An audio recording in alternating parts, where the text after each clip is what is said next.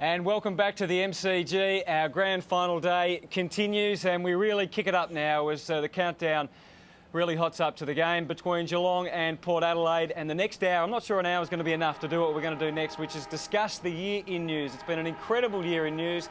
And so we've gone for the hard hitters. Mike Sheehan, Caroline Wilson and Andrew Marr. And Mike, firstly to you, from the Herald Sun, welcome. Has there ever been a year like what we've experienced this year? Probably not, Huddo. I mean, on and off the field. I mean, I think the stuff on the field's been fantastic, and that's reflected by the fact we've had the biggest crowds ever. But there doesn't seem to be a week go by when there's not drama off the field. But it's a very resilient game, this, and it'll just keep bouncing back. And Caroline, welcome to you. The stories Anthony have continued right up to grand final day, haven't they? Oh, it's been a remarkable week. I mean, James Bartel winning the Brownlow and the fallout from all of that, the massive decision Geelong had to make over its ruckman this week, the Chris Judd story, the St Kilda story is going to go on into the off-season, as is Dean Laidley's contract. There's one more, Caroline, that we may have, you didn't forget, I know, but the Matthew Knight's appointment at Essendon is the biggest coaching shock that I can remember. Just before you blokes keep arguing, we better officially welcome Andrew Marr. Hello, Andrew. Hello, Huddo. Lovely. How are you feeling, more importantly? No, not more importantly, but a little nervous, obviously. The stripes are going the wrong way at the moment. Well, you are going to be part of the story of the day. I hope you realise that. As the stories unfold this afternoon, you're going to be part of it. The story's about the club. You'll be a small part of it. And about the history and overcoming that history. But we're going to talk about the news, first of all, of the week, in the lead-up to today. And I think it obviously started with Bartel, but the thing that's fascinated me the most has been Mark Williams and the way he's... it's like a plan. They've had a plan, I think, for a few weeks almost, Mike. It almost started back before they played Geelong in round 21 and they've carried it through. I'm not sure Choco has plans. I think Choco just does things. And I've loved his performance this week. This has clearly been orchestrated. There's no doubt he's decided to get on the front foot and embrace the whole week and make himself a contrast to Mark Thompson. I reckon if you look at Geelong and you take isolated instances out of their week, it looks like they might have had the desired effect, I reckon. I think the Cats haven't done it as well as they could have. No way. The problem is, you know, Geelong have tried to contain the week and they haven't won many friends in the media or the AFL in the process. But you can't contain the media because they couldn't have planned that James Bartel's father would come out and say what he did. What a disgrace. They couldn't have known that David Johnson, after all those VFL Premiership players declared they were going to train with the players, have a quiet week, not celebrate, they couldn't have picked that he'd go out on a bender midweek and get into a punch-up and resist arrest. You can't sort of plan things, and maybe, I don't know whether they've been in a zen-like trance, the Geelong players, and it's going to work for them, or whether they've gone too far in trying to shut it down. What do you mean? Oh, sorry, can I take you back to what a disgrace? Well, there was no public interest in that story at all. It was an interesting story. He's the man of the moment. He's just won the Brownlow medal. We do every year, every newspaper goes to the parents of the boy that wins the Brownlow. So you would have written it, Mike? You would have been happy to write it?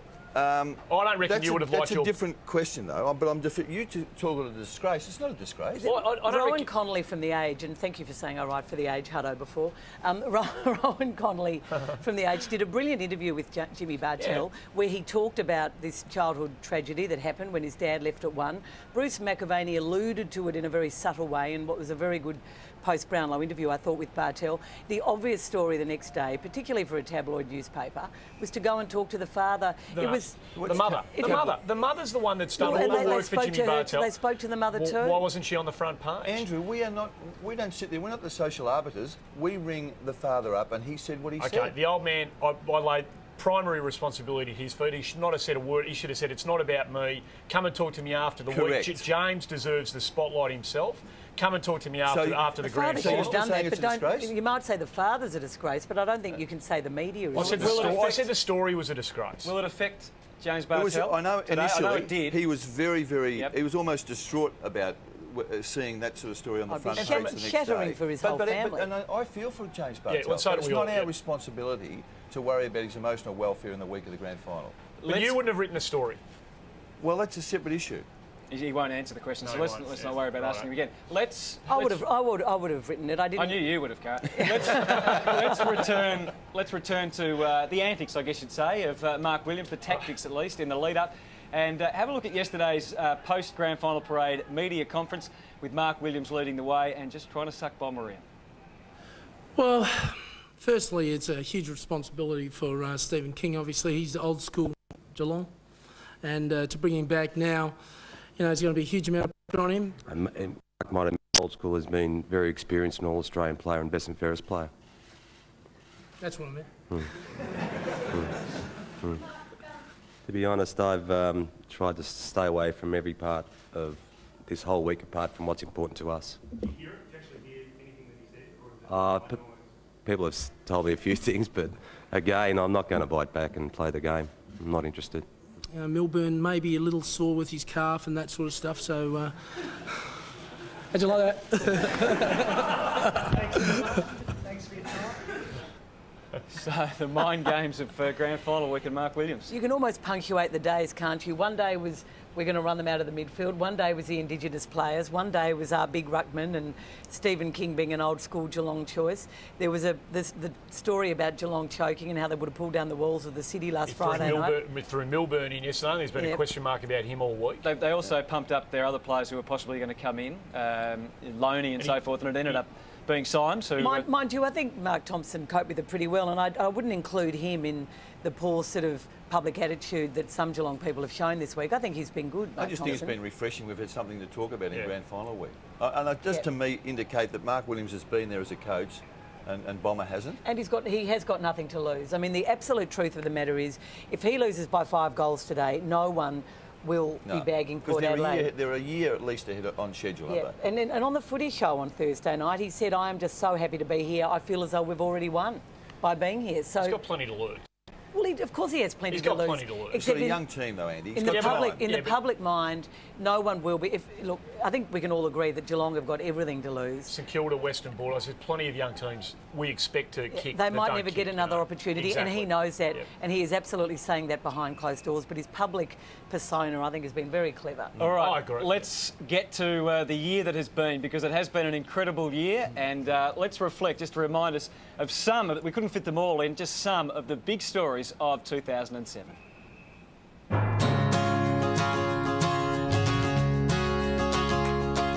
2007 had its fair share of big stories, some good, some not so, but none bigger than Ben Cousins. Ben Cousins suspended indefinitely, not even allowed to train at the club. Battling substance abuse, Cousins headed for Los Angeles.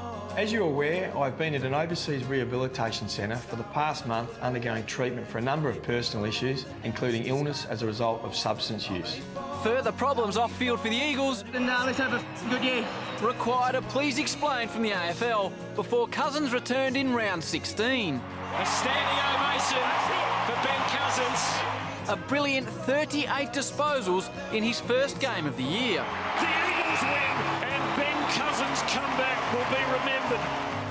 4 players were sanctioned after a gambling probe. Various others suspended by their clubs for off-field indiscretions. Pi Alan Didak questioned by police.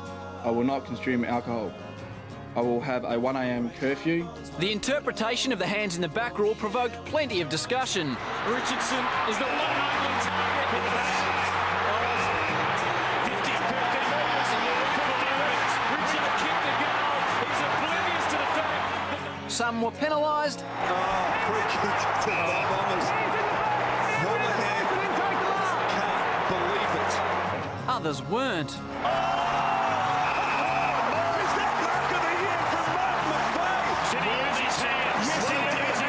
It's a free kick. It should have been a free kick to Thornton, and we talked about the inconsistency at the start, and that's the great tragedy of this new rule. He had never been to footy before, and you'd gone to round 1, and then you've gone to round 2 or 3. It's different rules. Then there was this decision. At the 50 metres. It's a certain goal. Now, it actually happened inside 50. Surely the man on the mark should be on the goal line. Oh, he's missed it. That is controversial.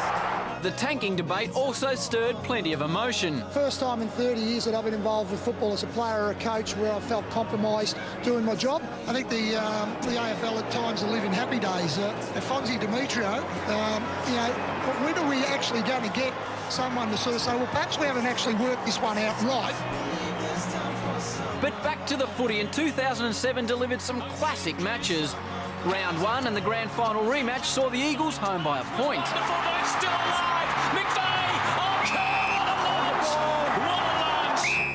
Round 3 and Fev was on fire with 8 goals in the final 2.5 quarters. They trailed by 48 points deep into the second term. The bowler kicks and goals. That's it. Carlton's greatest ever comeback. upset of the year, the Lions, who were paying $10 against the Eagles in round 14.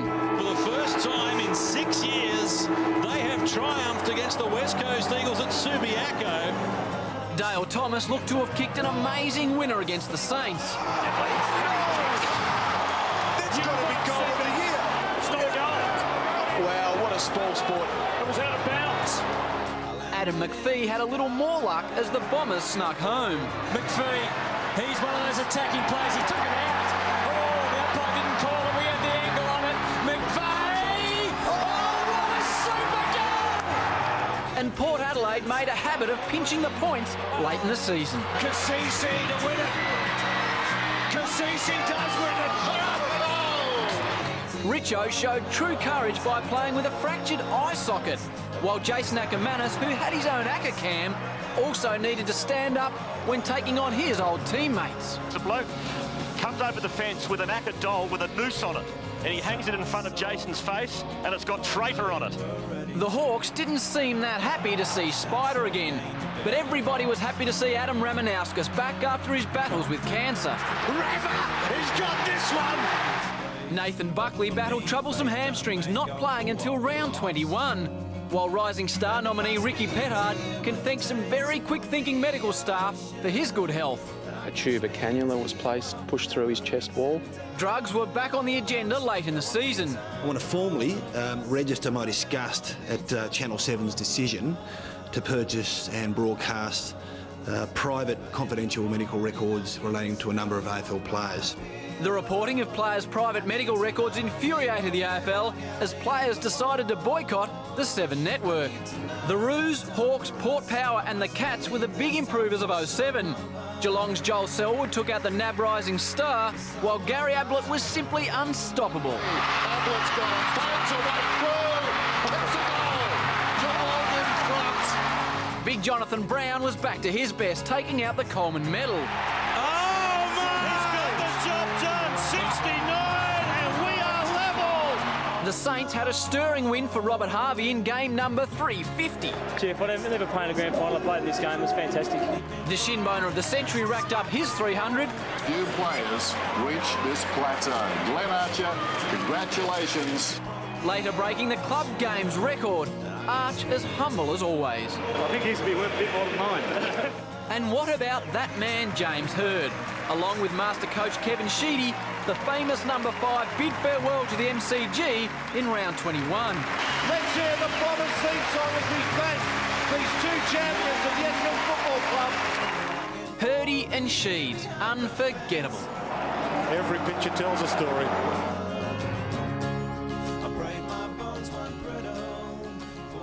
All that and a whole host of ongoing stories for season 2007. Amazing amount to talk about. Mike, what was the biggest one out of all those? What's number one? I think the Cousins and the substance abuse and Chris Judd coming home. Lots of it. It's amazing. West Coast, yeah. West Coast, in so West Coast as if you had to single it out, Ben Cousins absolutely was by far. I mean, that was a massive national story that transcended the AFL. It was front page in every single city in Australia. It continued to be front page for months afterwards. The ramifications are still going on. We think he's going back to Malibu again now that the season's over. And for a premiership player from the previous year, a Brownlow medalist, to come out the way he did and be suspended by his own club for 12 weeks. I mean, that was... You don't get bigger than that. How tarnished has the code been from what's happened? The code? Yep. Not at all. Not at all? No. I've always maintained that it doesn't affect the brand. It doesn't affect the appeal of the game of football. It might make people more cynical about the behaviour of a section of the player group, but I don't think it affects the game. How would it affect Chris Judd? Do you think that had a part in him coming back to Melbourne? No, I did initially, but then when Chris Judd announced he was coming home, he virtually said to me, I'm not saying directly to me, but the inference I drew was that he was going to come home from the moment he signed his previous contract. Would never admit it publicly No, anyway. but he said when he signed that previous contract, he thought then about coming home, but he decided to do one more contract, and then he was definitely off. The stories last night were that he's narrowed it down to Melbourne and Collingwood. That was reported on a rival network. Is that I think Collingwood are a mile in front in terms of the commitment from Judd. Yep. Yeah, but the difficulty they'll have is the mechanics of getting him, of satisfying West Coast. Carlton gone? Are they? No, they're not gone. No. Carlton believe that Collingwood is a massive front runner, and yet for the last 48 hours, there's been huge speculation that Melbourne are almost over the line. Now, Melbourne deny it, the Chris Judd camp deny it, but there is no doubt Melbourne sort of came from behind. Why would he go to Melbourne, though? We heard the same rumours, but why do you think Melbourne would have an attraction to Chris Judd? Oh, well, I'm not saying the fact that he barracked for them as a kid would be a major reason, but that would play one small part. I think he was pretty impressed by Dean Bailey, very impressed by Dean Bailey. And I mean, obviously the coach would play a major role. He loves the MCG, Melbourne play on the MCG. I noticed they didn't take him down to see their facilities at the Junction Oval, very smart move.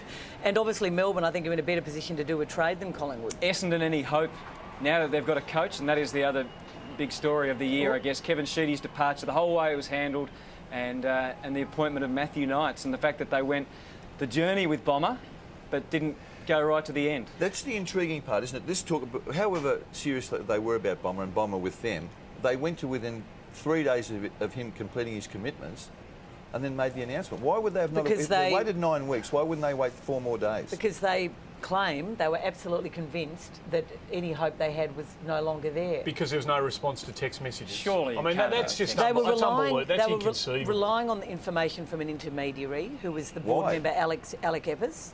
And Eppers kept saying, and other people who knew Thompson kept saying, there is a chance, there is a chance. He's very disenchanted with the process of the Brian Cook review last year. Whether you bag the way they contacted him, but Peter Jackson left him a message, verbal and text, saying, just get your manager to call us if there was any chance he'll talk to us on Monday. The other problem was the board was adamant that he go through the same process. And there was a feeling that there was no way... was never going to go through the whole process. Well, I wouldn't have thought. I'm only telling you what people at Essendon tell me who I believe. And that's what Peter Jackson said. And I believe had they thought that there was any chance at all they'd get Thompson, they would have waited till next week. They realised it was no chance. Mark Thompson said on the radio on Tuesday he expected to talk to Essendon next Tuesday. They did not believe... Did you not hear that? Yeah, well, I mean, is that not Bomber Thompson saying, I will sit down with this football club and hear what they've got to say? Essendon believed, for some reason, that there was no way they had any chance of getting him over the line from Geelong. And I don't believe he will leave Geelong. And I think he's probably made it a bit tough for Geelong. I think there might have been a mild, subtle bit of payback there in his decision to never come out and say anything. But I don't think he'll leave Geelong. We've got to take a break. We're going to talk more about the coaches coming up. There's a whole heap more to talk about. So stay with us as we go to the break. The build-up continues to today's grand final, and what a day it's going to be for young Andrew Mackie, drafted at number 7 by the Cats. A bit of a surprise, but he certainly turned it on for them this year. It's something that, you know, every one of us has been working towards, and just so many people have been pushing in the right direction. And if that would happen to be the case, it just, you know, would be everything. And that's certainly what we're working towards. It's a small sort of town compared to Melbourne and that, and the place has just been buzzing lately. And drive past the shop windows and they've all got something Geelong on them, and you know, but it's great to be around. It's great to, you know, have the experience, and I'm sure everyone will be watching it pretty excited today.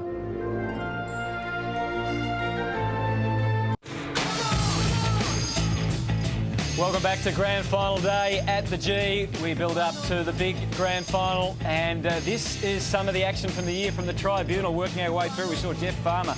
They were hard early, weren't they? 6 weeks, the controversy over Chris Judd and Campbell Brown, Mike Sheehan, Caroline Wilson, Andrew Maher and Anthony Hudson. We discussed some of these, ladies and gentlemen.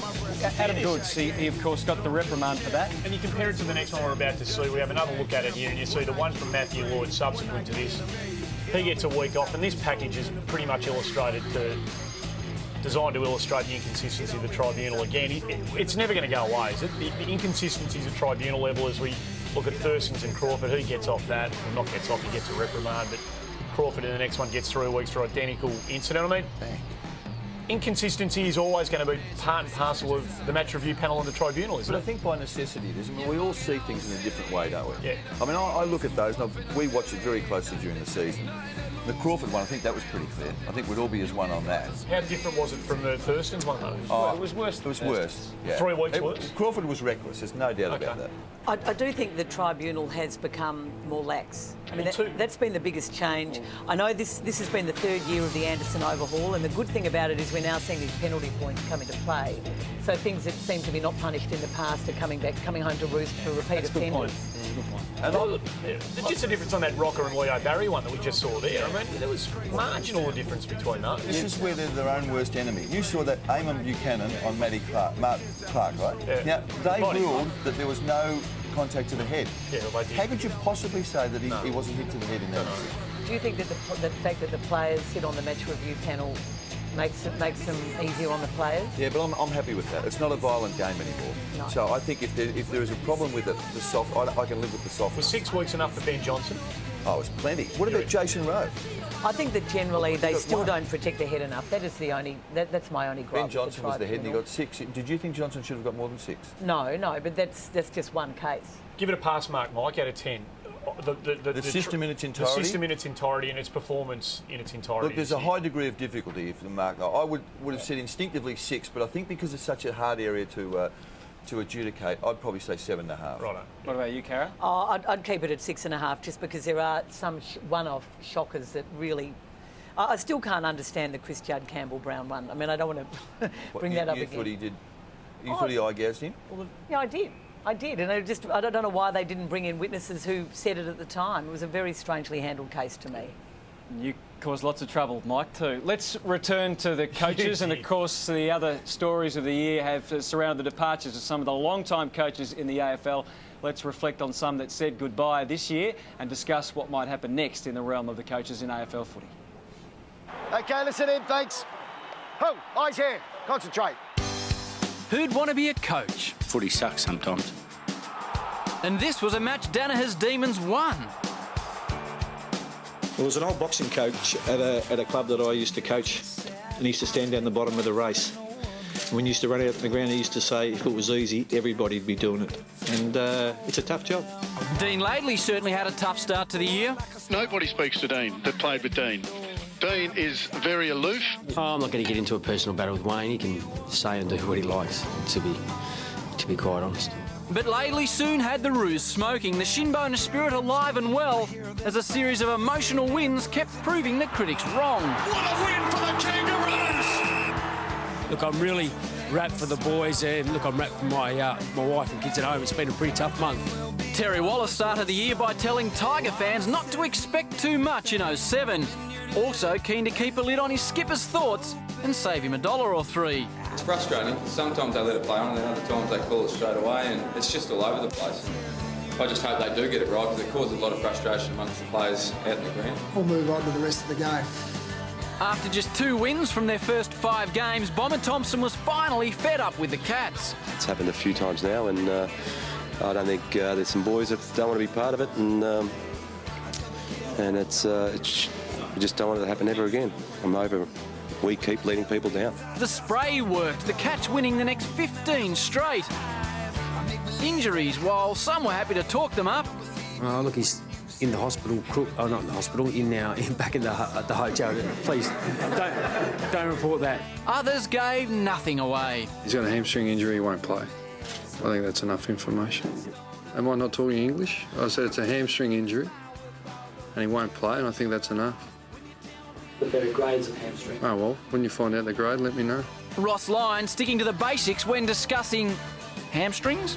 Well, the meat and potatoes is there hasn't been much squatting in the program, so meat and potatoes. Just some meat and potatoes are missing in the program. As always, Sheeds backed his players. Don't sanitise the game, totally. At least something there for a bit of spirit and fun between the crowd of the hecklers and also the players. Otherwise, we're running out there and we're playing golf. The veteran coach mic'd up for a 3/4 time address. Paddy, first time you went for the mark on the forward line, you were looking for your teammate. Just go with the ball. Back your own judgment, son. You can play well at centre half, back centre half, forward and ruck. Just go for it, all right? And learn as much as you can in the next half hour of this bloody match. Rocket didn't need a microphone to get his point across to the doggies, and Clarko, well, he probably would have busted his. Mr. Clarkson not happy with the technical equipment on offer tonight at AB Stadium. And Lethal, well, surely he didn't realise his mic was on. We had an anti-Eeyore week this week. You know, Eeyore had a Pooh Bear. Oh, it's a sad day. So we're having an anti-E all week. Neil Danaher was the first coach to go. I think this is the right time. It's best for the club. I think it's best for the players. A sad day at Freo when Chris Connolly resigned. I still get to coach the Adelaide under 16, so that's pretty positive. I've got, hey, I'm assistant coach there, by the way. The coach is under pressure now, I can tell you. Dennis Pagan, the third coach in a month to say farewell. I gave it my best shot and tried as hard as I possibly could. Then, after 27 years in charge of the Bombers, the biggest name of all didn't have his contract renewed. It's probably the right opportunity for Essendon and Kevin Sheedy to live without each other. To all those in the hot seat next year, good luck and... Peace.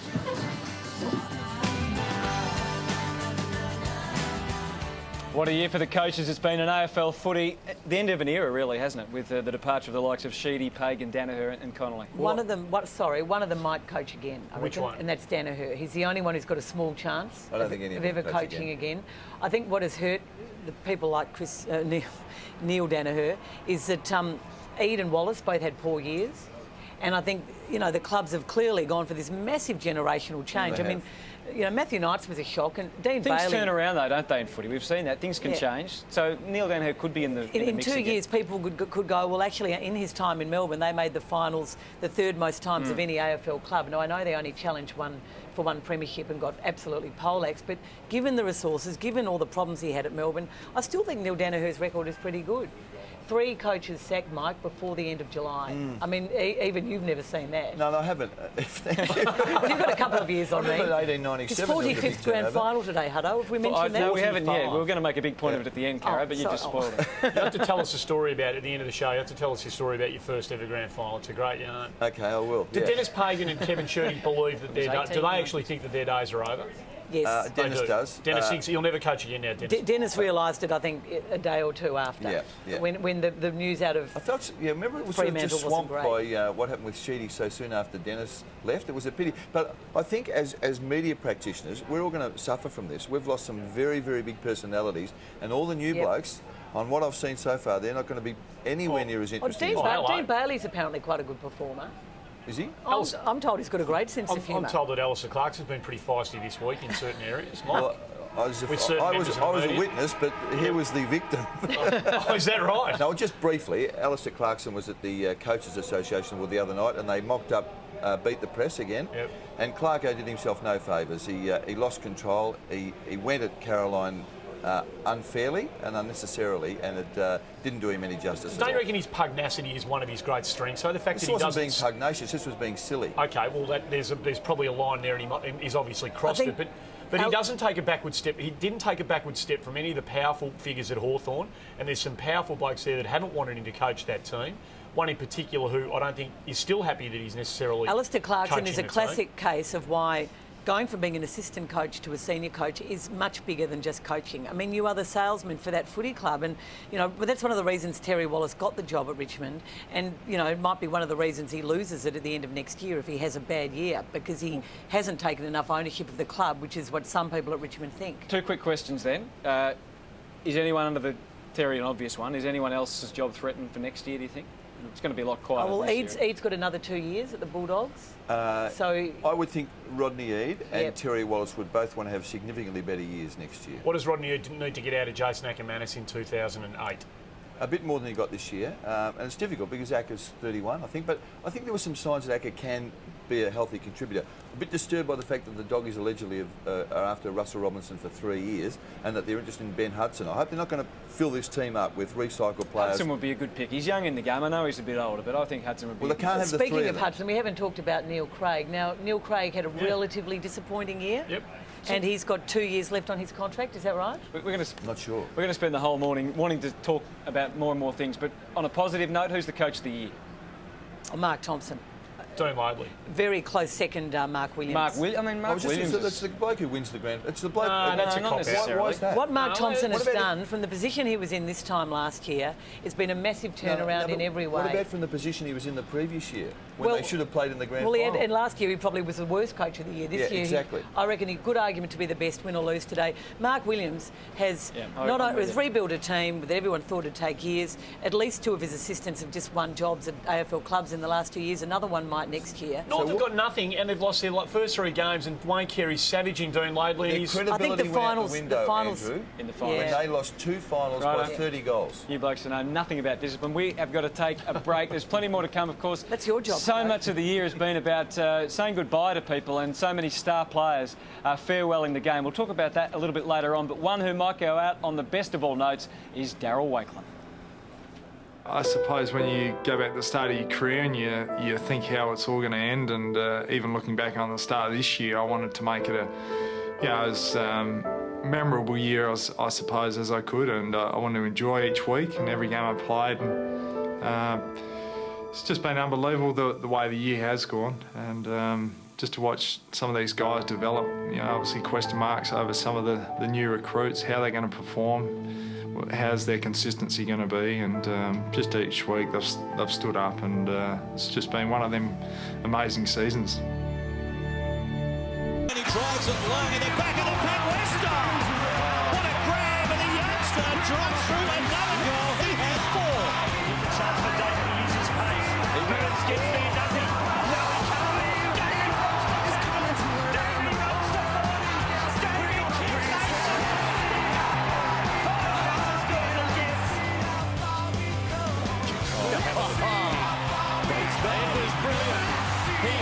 Sweet spot, Jerome. He's got 3 on the boot. Front to centre, Grant. Beautifully done. McIntosh. Shot goal. Handball okay. Pendlebury kicked the first. He's kicked the most recent. He put him in front, and he does it again. Young bowler tonight. Same from the first game after Super, and he's broken it open again.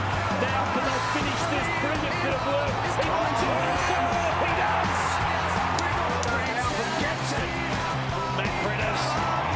Has come up with his 3rd goal of the game.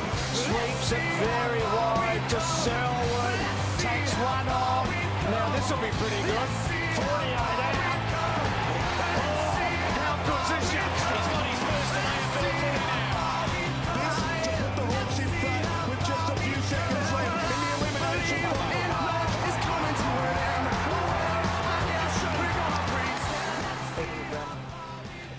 Your grand final day at the G continues. Welcome back, and one of the great things about our game, it continues to rejuvenate itself, and as we say farewell to some of those older players, which we'll discuss in a moment, youngsters always come through and prevail, and another great batch this year, and one of them in Joel Selwood and Justin Westhoff as well, we should say, from Port Adelaide. Today. Will be out there today. Isn't it amazing how quickly these kids have come from... Well, Selwood had a name because he was the younger brother of 2 blokes playing, but Westhoff, no one had heard of him 6 months ago. And although we all knew about Selwood, at the start of the year we were all saying Tomahawk, weren't we? We were saying Geelong are getting Hawkins, that's going to be their big improver. And had he had 2 or 3 more weeks, I think he might have been in this team today. No bigger story than Marty Clark, though. Out of that group, that is the standout story. That performance last Friday night you would pay to watch 10 times over. And we talked about Colin Begley briefly on this show last year. He broke into the Brisbane side late, having only been playing footy for a year himself. But to see what Clark's been able to do on top of what Begley did at Brisbane, it's just an unbelievable story. I've never seen a kid do this, Australian kid or a kid from over. I remember watching Jimmy Steins and Sean White coming in and thought in their 3rd year, these blokes are never going to make it. Now, they took probably 5 years to be good players. This kid's done it in 18 months. It's a staggering story. The way he kicks the ball, we should look at his technique and maybe teach other people how to do it. There's another one to prove your point, that's Ty Kennelly. When you teach them from scratch, they learn properly. Yeah, so when don't teach your kids till you're 15. Yeah. And they are 2 of the best kicks in the competition, the 2 Irish boys. Let's move on to the older players that are farewelling. There's 32 I counted up this morning. There's obviously going to be more than that in total, but 32 decent names as we look at some of the memorable vision, and we all know that the game does farewell them now so much better than it used to. We've celebrated that fact. We're seriously going to miss some of these players in totality. I mean, the game will seem a bit empty without. So I know it rejuvenates, and that's fantastic. But so many players have retired, and I also wonder whether the way the game's gone with the meetings and all the professionalism, are we going to lose players earlier or later in the long term? Well, you're right on your point about we will miss these guys because we've grown. You know, we know them. We've seen them for 15 years and we admire them so much. We're still waiting on a very big decision, aren't we? By one of the biggest in Nathan Buckley. Yeah, and I think... the feeling is, what do you think? I don't think he'll be playing next year. Really? Yeah. No. Do you reckon that's his decision? I think... Not entirely. No, I think his decision... I think he would like to play. I think the club will suggest to him that it's probably in the club's best interest if he doesn't. So Clement doesn't change the landscape of the Collingwood list at all? No, and neither it should where Buckley and Clement are concerned. It might mean that Wakeland has another year. Yeah. I'm not talking structurally, I'm just talking about the at the top, the leadership and the experience and what he brings to the group. And with a young group coming through, Buckley's presence there 5 and 6 days a week for those blokes is invaluable. I know that a year ago, Mike and I sat in these very chairs, Hutto, and said that we didn't know whether James Hird was making the right decision to play on. He nearly got him into the finals. I think on the ledge is probably James's way. You said he should have played on. No, you said nothing as usual. I think the ledge is Hird's way, definitely, but I really don't believe that Buckley should play on. You've got one back, Karen. Chris, leave that, Hutto. This is really important. I don't want this to be interpreted as a criticism of Buckley. I think Buckley is a superb contributor to the football end of the Collingwood Footy Club. But he is 35, and I think Malthouse will say to him, the direction of the footy club is better served if there's a new spot. So what do you think about Robert Harvey? Yeah. Way by far the oldest player in the game now. Yeah. I thought he might have retired. Will Chris Grant play next year? No. And is Darren Hamill going to call it quits? Or he already has? Yeah, he did last week. Yeah, he has. Yeah, I think he did. I hope I haven't retired him. All right. Been doing too much socialising this week. More discussion on the news of the year coming up in a moment, but very much the news of the day has been a very big plunge for Port Adelaide as the week has continued, and to give us all the details from TAB Sportsbet, we say a very good morning to Gary Davies. Yes, thanks, Hutto. Well, you're right. There was early money for the Power. They were $2.90 early, into $2.80 and then into $2.60. But the money is starting to come for Geelong. They're taking the $1.45. Good news for the Cats there. The margin betting, $2.20 for Geelong, under 39.5. $3.60 over. Punter had 20,000 at $3.60 this morning. Port Adelaide under 39.5, $3.25, and over 39.5 have been 14 into 10. The draw back out to 51, was into 35, but there'll be more reports to come a little bit later in the show. Thank you, Gary. All right, we will take a break. Plenty more to come in the show, but one of the big stories of the year, no doubt, has been the rebirth of Steve Johnson, and let's find out what sort of climax his year will have later this afternoon. This is what you play your whole footy career for. These are the moments you sort of live for and you dream of growing up as a kid. So to be given that chance to play in the grand final, I suppose it's going to be the biggest day of my life. Had a few sleepless nights in the previous 2 weeks before the last few finals, just thinking about it. So now I'm just really glad that it's come and I can stop thinking about it and get it underway.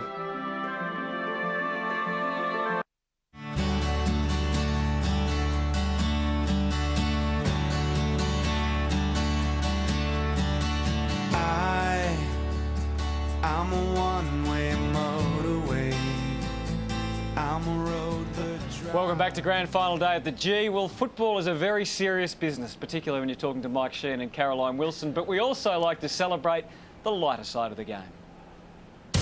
Just one kick into their season and Tiger fans could see the year was heading in the wrong direction. Kane Johnson has kicked it the wrong way. You idiot. It wasn't only their fans feeling the hurt, but then the only pain worse than losing a match is losing your pride. Just having a look down there to make sure everything's still in place. Losing your senses, that's not funny. He's a tough man, is Beau Waters, don't worry. Have a look at Beau Waters. He thinks I'm doing better than Jonathan Brown. Down he goes again. Without being too picky, it wasn't the best year for the Blues. In a tough year, any minor success was worth celebrating. That's the greatest point he's ever kicked. Lee Brown's celebrations also went amiss, as did his spoiling. In fact, not catching was catching at the Roos. Petrie. Nice headbutt of the ball. The Kangas were faced with all sorts of obstacles in 07. Beware anyone that stood in their way. Like shooting the ducks at the Royal Show. Stephen King took a slightly different approach. Big run taken by King over the goal umpire. The umpies had a few slip-ups, but then who doesn't? They copped the odd ball in the scone, but that can happen to even the best of them. The moral of the story, always pay attention. G-Train, that's 50. Especially when Big Fraser's around. Totally, they were moose. They're just missing the antlers. It's standing room only aboard the G-Train. But he does have a softer side. Little blow of a kiss. Nothing compares